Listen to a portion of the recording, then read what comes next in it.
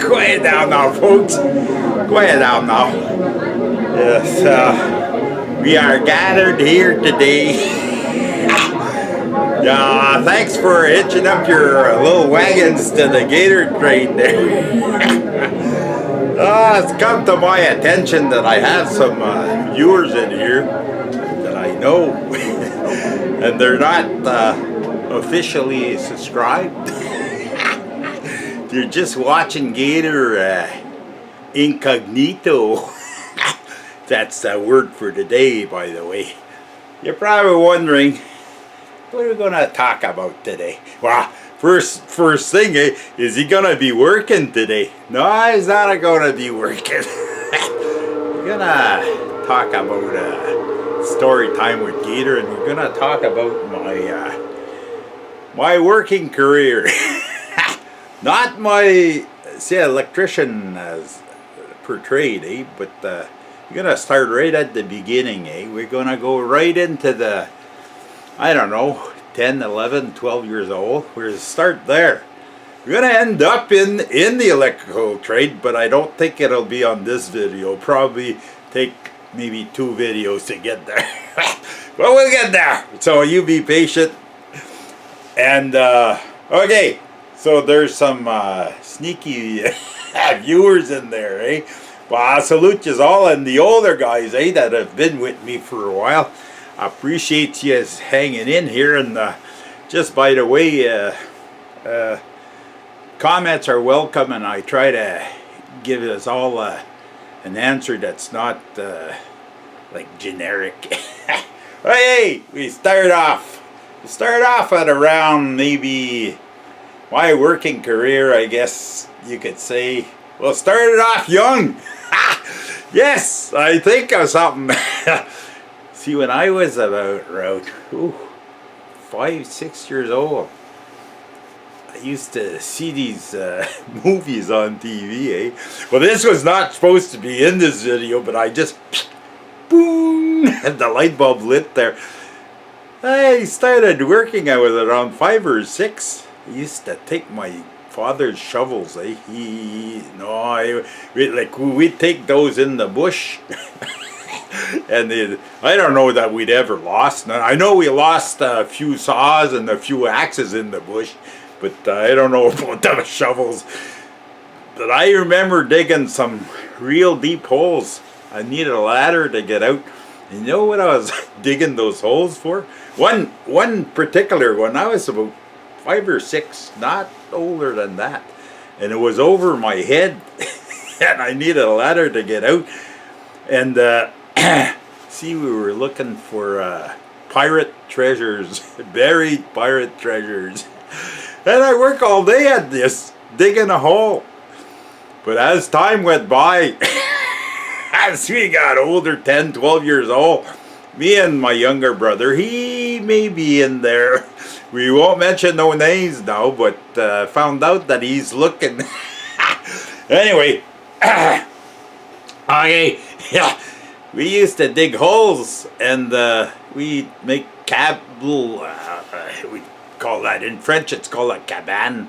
It's just put a little bit of a top on that. We'd sneak in there, and we'd buy these cigarettes, like a pack of cigarettes. Well, first I guess we started with a bale and tried to roll them, but fingers weren't nimble enough to roll smokes, so we'd buy, but we didn't buy the ones with the cork on them, We'd try to imitate the older people and and buy the non-corked cigarettes, just a straight, and that's how my smoking career started. Smoking, I think it was Players. Yeah, I remember that. There was the captain there of the ship on the. Anyways, Players. No plane. No cork, no nothing. Boy, and when we ran out of smoke, you know what we'd smoke? We'd call that, in French it's called chicorée. It's like a twig. I don't know, you find that they grow wild in the grass on the edges of the field, It's like a twig, but it's got a hole in the middle, and we'd like that, eh? Anyways, that smoking's got nothing to do with the working, but one came with the other, okay? So that's it. We dug holes for a start, eh? And after that, well, it had to do with, I think we were around maybe 9. My younger brother was a year younger than me, and we'd heat at home with wood. But it wasn't just going out in the bush, eh? We lived like in the suburbs of Ottawa. And my father used to go around houses, eh? And these big elms, eh? They were starting to die off, like they lose a limb, and people would be scared to trees falling on the houses. And he was, I guess he was known around the suburbs as a guy could do the job without, I never heard that he dropped one on a house. And these were big, like you just take a branch and the branches were that size, eh? Well, probably most of yous anyways, up in the northern parts of the States and in Canada here, probably remember the big elms we used, until they started dying off with the, I believe it's called a Dutch elm disease. But anyways, and he had an act of knowing how to down those trees, eh? And he'd bring that home, eh? Me and my younger brother, we had the job of splitting that. He'd cut it up. Well, we had to split it and stack it, eh? And the whole winter's wood, eh? It was not neat. There was no wood splitter then, boy. I wished we would have had. It would have been easy. No, I was all with the axe, but most of the pieces, these elms, they were all tangled up. You know, like little girls' hair there, they're all weaved there. Well, and we needed a maul, not a maul, a sledgehammer, and these. I have some. Where did? Here. Hang on. I'll be back in a flash. I have there. These. I don't know how you call them in English, but in French it's called a coin, which means nothing to the English people. But anyways, I have a few of these. I brought them here. They were at the camp. I don't need those. I don't know why I bought those, really. So I don't need those. I got I think it's a 20-ton log or wood splitter at the camp, and I don't need that. I never used them. But I wanted to bring them here. Oh, I know why. We're off onto a branch. Honestly, we're going sideways here a little bit. I got a piece of ironwood about that size. It's on the other side. The other side. My wife's side of the garage, and yeah, I want to make an axe handle, and I want to split the wood with the grain. But that's when it gets warmer, eh? And I decide that I'm going to do a little bit of work. Yeah, there's another job coming up too. I just thought of that 2 days ago. And I took my truck for a ride, and wow, it's compared to my wife's car, and I find the pedal a little bit low, eh? So I'm gonna I got drums in the back of my truck, eh? So I'm gonna clean those out, scuff they're not rotors, they're drums, eh? Scuff the drums and clean the pads, because they're new pads, new, hardly used, but from 3 years ago, and the drums too, they're brand new. They just need a little bit of scuffing probably, and tighten the brakes. I could tighten them because the adjusters still work on that, but I rather tighten them by hand and just tweak them with the adjusters. I want to check all the front end on it, so that's a job for when the warmer weather comes. And I ordered on Amazon. I ordered set of pads. And when I'm gonna get, well, maybe when I get them, I'll make a movie, because I want to talk about ceramic and semi-metallic and different types of pads that you can use, and what's the consequences of using certain different pads, And anyways, that's a subject if I don't forget. But if I do forget, maybe one of you can remind me, So I always try to keep it in my head. I don't mark it down, but then I forget.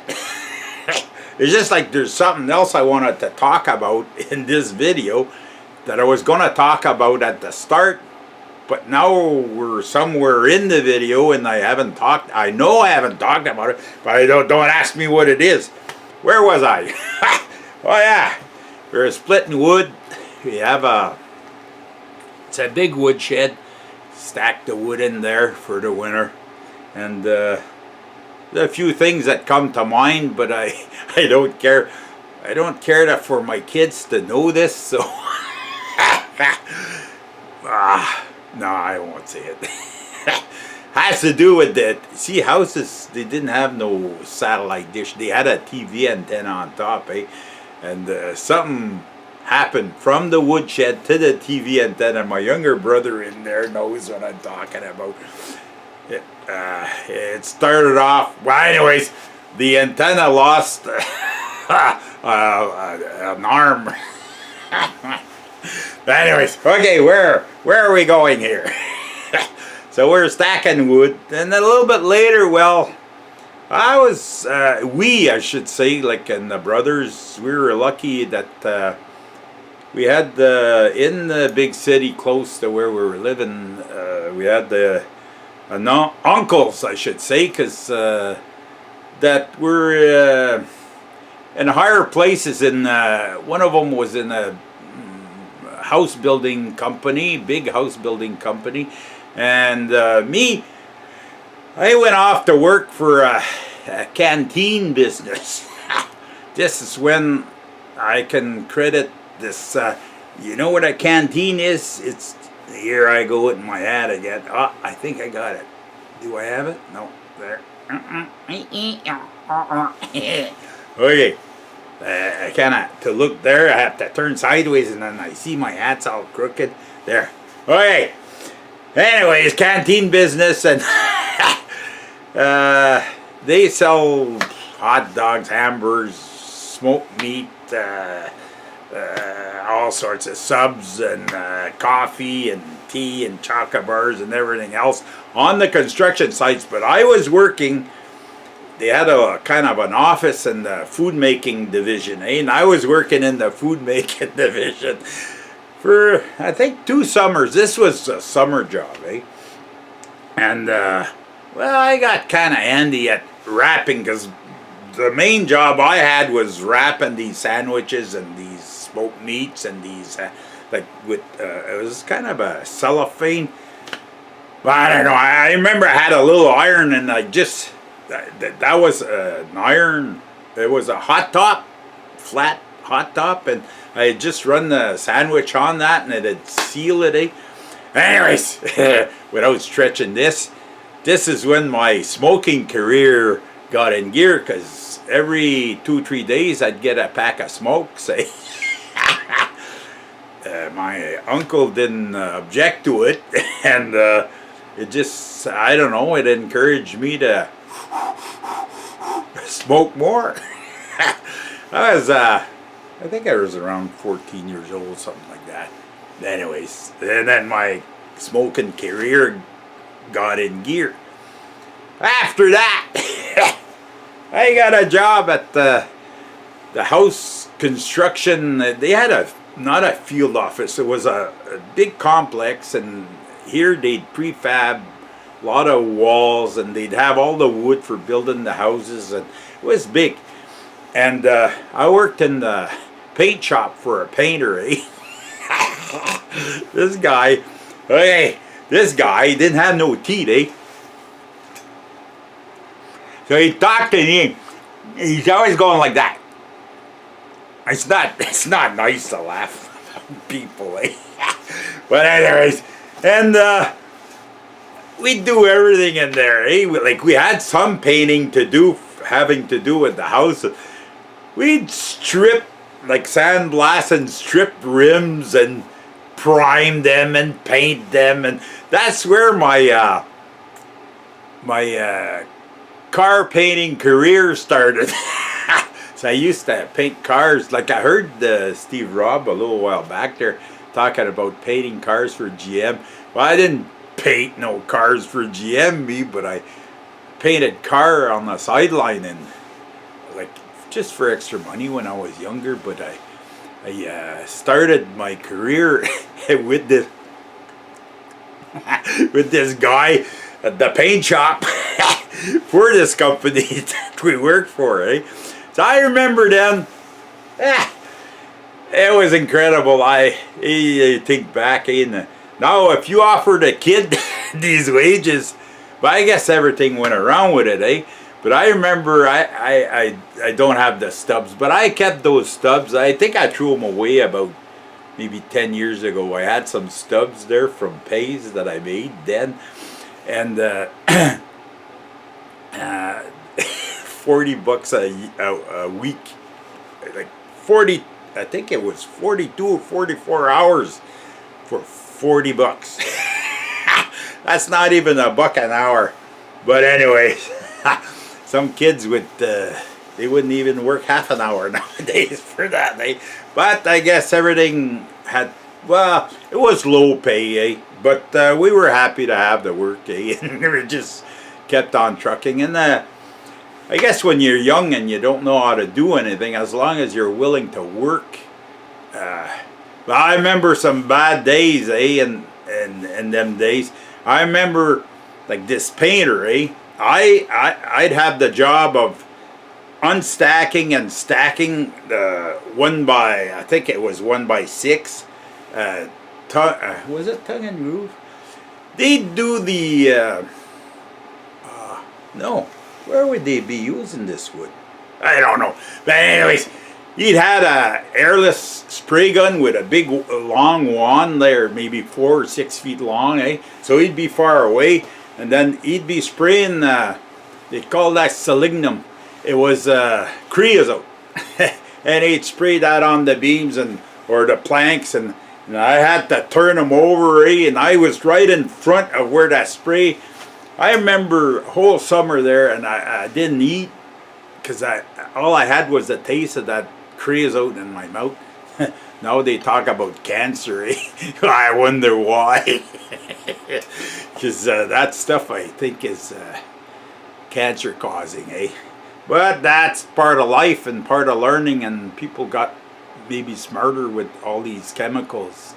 Used to be that as long as you could breathe, you were all right. But anyways, learned a lot. Learned how to do body work with this guy. Learned how to do Bondo. That's one of his specialties, eh? And with the cheese file, eh? And how to bring it real smooth, and brazing too, eh? With the torches, we'd braise. Well, we'd tack, eh? When we do patches, eh? And then we come along and. But anyways, we won't get it. I was going to start to get into details of how you do it. Not the case, but yeah, I learned how to do different things, and that's see, I got my first car. I was 14 years old, but what I bought, it was an Austin Mini Cooper, eh? And it was a basket case. It was had been taken all apart. I don't know that the motor was in the motor car. I think the motor was in the back, either in the trunk or the back seat there. I got it. But anyways, it took me a year to put it all together, and I can tell you stories about that too, but I won't bother. I was 14 when I first got I got my first car on the road, and I used to, not really proud of that nowadays, and don't tell no one, eh? I used to take my father's plate off the front of his car and siphon gas of his car to put in mine. And a whole bunch of us, we'd push the car away from where we live, from the house, so my parents wouldn't hear, and then we'd go promenading in the back roads with it, eh? Nowadays, the kids that get caught doing that, they'd hang them. We used to go to Hull, which is just on the other side of the river here. And I didn't even have driving license then. Just imagine that. That's, I don't know, 12 miles from here. We used to go to Hull, each get a case of beer. Okay, we're 3 guys, each get a case of beer. And drive around until there was no more beer left. And some nights I don't even remember parking the car in the driveway.